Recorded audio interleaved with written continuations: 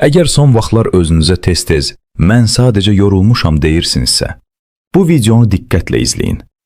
Çünki bəzən insanın sadəcə yorğun olduğunu düşündüyü vəziyyətin arxasında daha ciddi bir problem gizlənə bilər. Keçən gün konsultasiyama 52 yaşlı bir qadın gəlmişdi.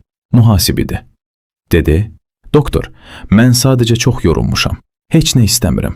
Hətta əvvəllər sevdiyim seriallar da məni sevindirmir. Yəqin yaşdandı." Məhz burada mən onu saxladım. Çünki sadəcə yorğunluq adı altında bəzən tamamilə başqa bir vəziyyət dayanır. Bugün sizə çox vacib bir şey izah edəcəm. Adi yorğunluğu, emosional tükənməni və depressiyanı bir-birindən necə ayırmaq olar? Və videonun sonunda sizə çox sadə bir ev testi göstərəcəm. Bu test cəmi 2-3 dəqiqə çəkir və vəziyyətə daha düzgün baxmağa kömək edir. Mən doktor Azərəm. Uzun illərdir tibbdəyəm və bu illər ərzində bir şeyi çox aydın gördüm. Bizim nəsil dözməyə çox öyrəşib. Keçər, hamı da olur. Özümü ələ alaram. Başqalarının dərdi daha çoxdur. Bu cümlələr çox tanışdı. Amma məhz bu yanaşma bəzən problemi vaxtında görməyə mane olur. İndi təsəvvür edin. Səhər oyanırsınız və ilk hiss etdiyiniz şey həvəs deyil, ağırlıqdır. Ayağa qalxmaq istəmirsiniz.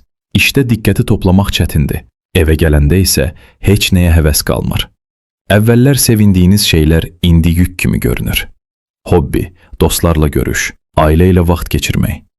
Belə vəziyyətdə insan çox vaxt bir söz deyir, yorulmuşam. Amma burada vacib sual budur. Doğrudanmı bu sadəcə yorğunluqdur? Çünki bu vəziyyət 3 fərqli hal ola bilər. Birincisi, adi fizioloji yorğunluq. İkincisi, emosional tükənmə. Üçüncüsü isə depressiya. Və bu 3 vəziyyətin yanaşması tam fərqlidir. Adi yorğunluq. Əvvəlcə adi yorğunluqdan başlayaq. Adi yorğunluq bədənin normal reaksiyasıdır. Çox işləyirsiniz, az yatırsınız, stres yaşayırsınız. Orqanizm resurslarını xərcləyir və sizə siqnal verir. Bu siqnalın mənası sadədir. Mənə istirahət lazımdır. Adi yorğunluğun əsas xüsusiyyəti odur ki, istirahətdən sonra vəziyyət düzəlir. Yaxşı yuxu, biraz sakitlik, telefonu kənara qoymaq, bir neçə gün özünüzə vaxt ayırmaq. Bundan sonra enerji tədricən qayıdır, əhval yaxşılaşır. İnsan yenidən nəsə etmək istəyir. Bir çox insanlar bunu təcrübədən keçiriblər. Uzun və gərgin bir həftədən sonra sadəcə bir gün yaxşı istirahət edəndə insan sanki yenidən güc toplayır. Bu bədənin normal bərpa mexanizmidir. Emosional tükənmə. Amma indi çox vacib yerə gəlirik. Əgər insan istirahət edir, amma vəziyyət yaxşılaşmırsa, burada başqa bir haldan şübhələnmək lazımdır. Bu zaman emosional tükənmə ehtimalı artır. Emosional tükənmə nədir? Bu uzun müddət davam edən stresin nəticəsidir. Xüsusilə də iş, məsuliyyət və daimi gərginliklə bağlı olanda. İnsan təkcə yorulmur, o eyni zamanda daxilən boşalır. Əvvəllər onun üçün vacib olan şeylər mənasını itirməyə başlayır. İşə maraq azalır, əsəbiliyi artır, diqqət zəifləyir. Ən sadə işlər belə daha çətin görünür. Emosional tükənmənin ən tipik cəhətlərindən biri odur ki, vəziyyət çox vaxt həyatın konkret bir sahəsi ilə bağlı olur. Məsələn, insan işə gedəndə daha pis olur, iş barədə düşünəndə gərginlik artır. Amma mühit dəyişəndə vəziyyət bir qədər yüngülləşir. Depressiya. İndi isə ən vacib hissəyə keçək. Depressiya. Depressiya sadəcə pis əhval deyil, sadəcə zəiflik deyil, sadəcə özünü ələ almamaq deyil. Depressiya tibbi vəziyyətdir. Beyində bəzi kimyəvi proseslərin dəyişməsi ilə bağlıdır. Sadə dillə desək, beyində əhvalı və motivasiyanı idarə edən sistemlər pozulur. Bu səbəbdən insan sadəcə kefsiz olmur, onun həyata münasibəti dəyişir. Enerji azalır, həyat rəngsiz görünür. Depressiyanın əsas əlamətlərindən biri maraq itkisi olur. İnsan əvvəllər sevdiyi şeylərdən zövq ala bilmir. Hobbilər, sevimli seriallar, dostlarla görüş. Bütün bunlar sanki mənasını itirir. Digər vacib əlamət isə davamlı yorğunluq hissidir. Elə yorğunluq ki, sadə gündəlik işlər belə çətin görünür. Sadə ev testi. İndi isə sizə söz verdiyim sadə testi deyim. Bu test diaqnoz qoymaq üçün deyil, amma vəziyyəti qiymətləndirməyə kömək edir. Özünüzə 3 sual verin. Birinci sual. İstirahətdən sonra özümü daha yaxşı hiss edirəmmi?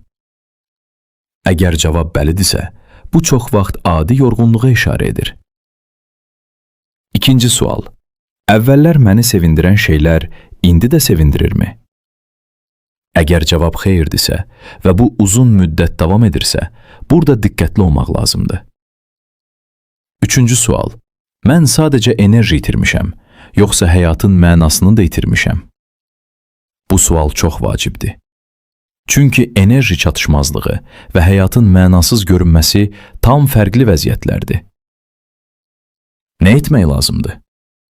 Əgər bu sadəcə adi yorğunluqdursa, cavab aydındır. Yaxşı yuxu, açıq havada gəzinti, yükün azaldılması, bədənə bərpa üçün vaxt vermək. Əgər emosional tükənmədirsə, həyat balansını dəyişmək lazımdır.